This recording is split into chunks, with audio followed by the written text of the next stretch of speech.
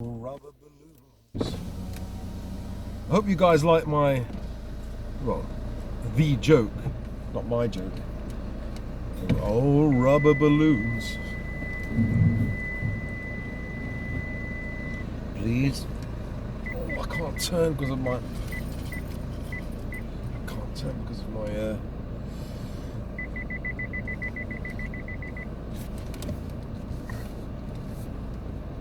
Please buy my rubber balloons. Cried an old man in the street.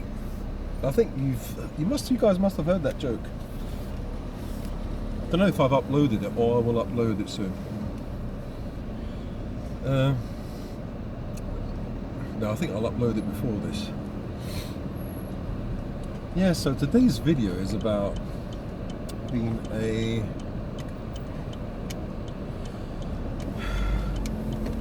a nomad. I feel like I'm a nomad, you know.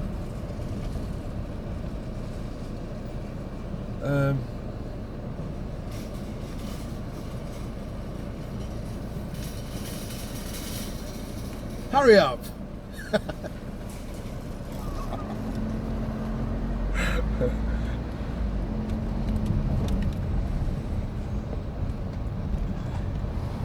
So, sorry.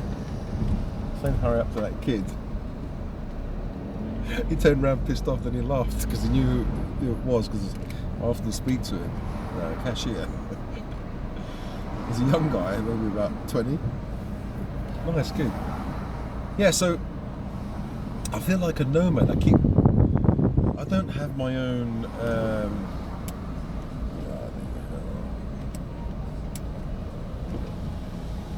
sorry, I have to close these windows. I don't want to hear people's music, otherwise I can't concentrate.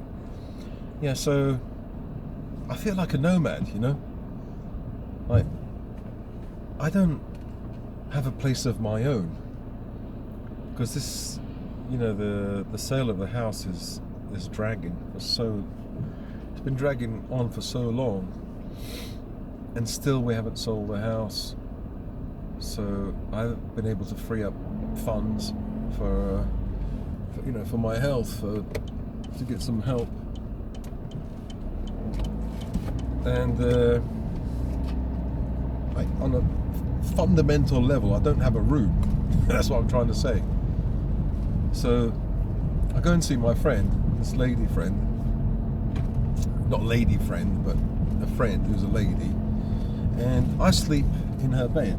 Yeah, it sounds worse. The more I explain, the more I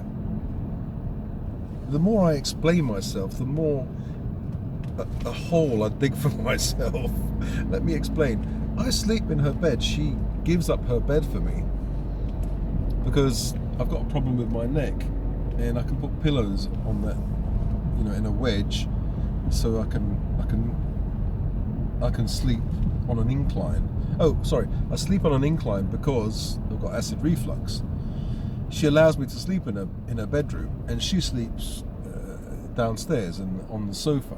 You know, she's a nice lady, and every time I go there, I sleep. You know, she sleeps on the sofa, and she says she's okay. She likes sleeping on the sofa. She often sleeps on the sofa. She likes it there, and so. But the problem is, even though I have a bedroom, I'm not like. I don't have my own room. It's still her bedroom. It's not mine. I don't have like my own wardrobe. She's put some of my stuff in. Actually, she's a nice lady, you know. She's done all she can. She's put some stuff in the wardrobe, but you know, women, they've got loads of fucking clothes. I've got about 4. But you know, that's not my business. You know, I'm grateful that somebody allows me to go to their house, you know, and stay there for a while. And then what I do is I go back home. When I go back home, my room has been taken over by the kids and my wife, or ex-wife. I don't know what to call her. Ex-wife, wife. It's hard to say an ex-wife when you've been married for bloody 18 years. You know, it's really hard to say my ex. It's really difficult. but that's what it is. I mean, that's a fact. When I go back home to our house, I have to say our house, even though I fucking bought it. Our house, yeah.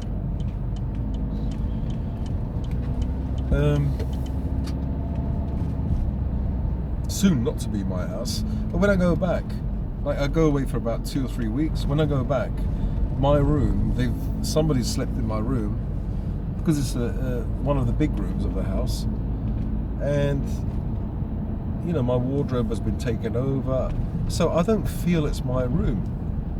So most of my clothes, which aren't many, I took with me to the other house and I put in a box, like winter clothes and stuff. And so now when I go back home, I don't have any socks, don't have any underwear, don't have any tops, nothing. So it's just chaos, you know. And as I said, I feel like a nomad, you know, like a traveling salesman, traveling from one home to another home, setting up my home. It's not even my home, it's just setting up. You're basically a guest. I'm a guest at my friend's place, and even though she's done her best to make me feel comfortable, more than comfortable, but the thing is, deep down in my mind, I think one day she can change her mind. She can get angry with me and say, sorry, look, I don't want you to stay here. Like, I'm almost sure that she won't say that. I'm 99% sure. That's how sure I am. But you never know. One day, how do you know? Like, she's taking medicine for cancer, you know, it could affect her mentally, emotionally, and she might just be fed up of me, which I wouldn't blame her. I'd be fed up of me. I bring the dogs there, they fill her house with hair and dander. So I wouldn't blame any woman, any man, to eventually say, look, I can't take it anymore. So, you know, I feel stress and anxiety because I don't have my own room, my own bedroom, my own kitchen, my own hallway. I don't have a place that's me, if you see what I mean. And that's what I want. You know, people have, like, men have said this, like, when you get divorced, then finally you have your own place.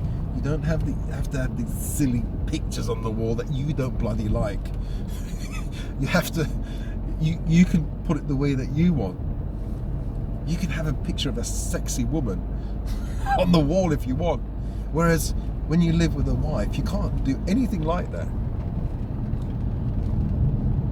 I don't think I'd do that. I'd have a naked woman. No, but I better open these windows. This dog is going to get too hot. Yeah, so as I said, just a quick video. I just feel like a nomad, and I'm, as I said, going to my friend's house, and then after a few weeks, I come back. I'm really glad to be home because I get to be with my family. I come back as the father of these children, and my wife is there, even though she's my ex-wife now. But for this short space of time, I feel like I'm part of a family. You know, some people will be saying, well, you don't want to leave your wife then. Why did you get divorced in the first place? You still love her. What I love is the idea of being part of a family. That's what I like, to be. You know, you can't beat being part of a group. You know, a little tribe, being alone without that tribe. Well, you can make your own friends. It's not the same. It's not the same. It's taken you years to to build up this home, this family, and have children. You know, you can't just bloody get a child off the, you know, buy a child from an aisle in your supermarket.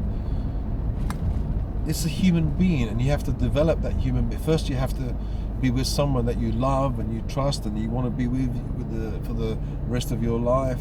It's difficult finding that bloody person. That person that really loves you, yeah, really loves you, yeah. Not your money. I suppose it makes sense, doesn't it? Who's going to want you unless you've got money to help support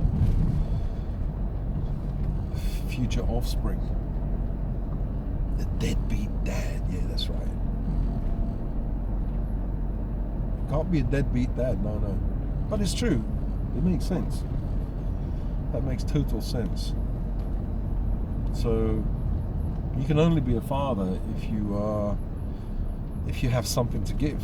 If you don't have anything to give, then you don't qualify to be a father.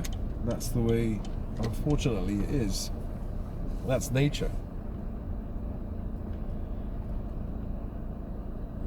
And a woman divorcing you because you can't give anymore, it's just a natural, that's what animals would do. And that's what we are. We are animals. We're not human beings. There's all this idea of, no, it's to do with love. Let me just close that gate.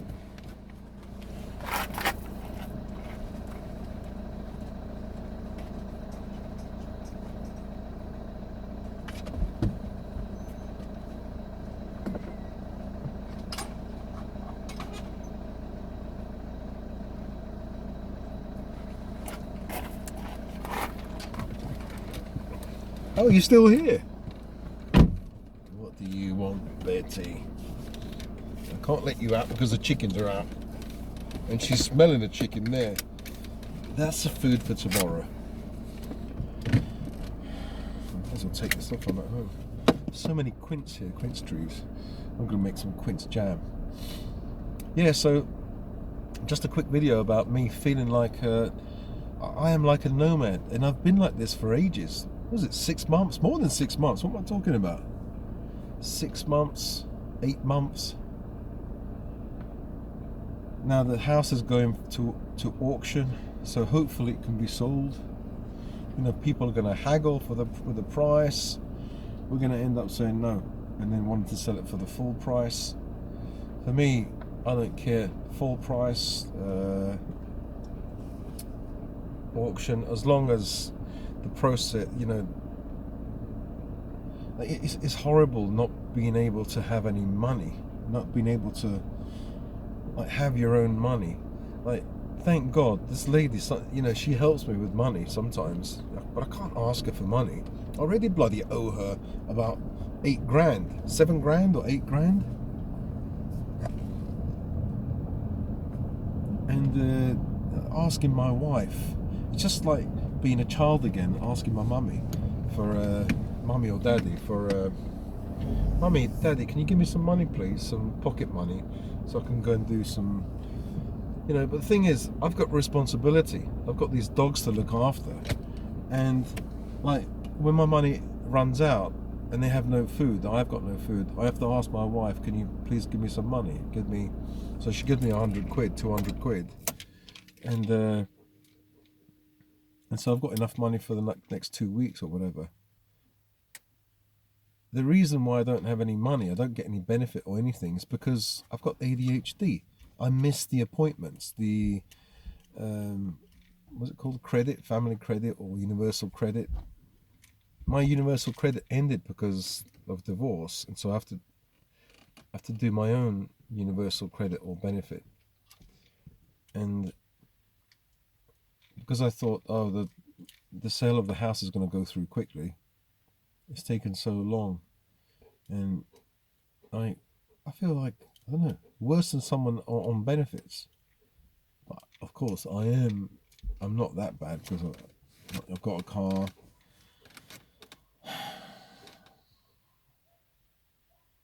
everything's been given to me. I don't. No, I'm not gonna complain anymore. My friend helped me with this car. She got this car. So I owe her a lot, but about 8 grand. And luckily enough, she trusts me. I'm not going to run away or anything. Some people would. I would never do that. Well, never say never, but I wouldn't do that. Not in my right mind, anyway. My right mind, yeah. Do I have one? Mine is fucking half left, half right. It's all over the place. Let me open these windows for Betty and the little babies. Yes, good girl, Bertie. Little Betty. Oh, mummy, Betty. Your mummy, not little Betty. All right, I know you want to eat. You want to go inside. You want to go outside and do a pee-pee. Just die. She's saying, I'm dying to do a pee-pee. Hurry up, Daddy. I can't wait to get out. Well, you've got Sally barking in the stables, the other 3. I can only look after 3. If I put all 6 of these, they might start fighting. Especially Timmy with his high testosterone. I have to get his nuts though. What time is it? Okay. Oh, my wife's arrived. That's why they're barking. Yeah, so I've got no benefit. I have to ask my wife for money, and just the physical, just asking a woman for money is terrible. I don't like it. Once in a while is okay, but I constantly have to ask her. I've got no money. The food's run out for the dogs. I don't like it. I really don't like it. Makes you feel so low, as a man. But until this house is sold and I can have go into my new house, and maybe I can ask for the PIP. What's it called? PIP is a benefit. That isn't. Oh my god! I better go because these dogs are barking. Speak to you guys later. Bye.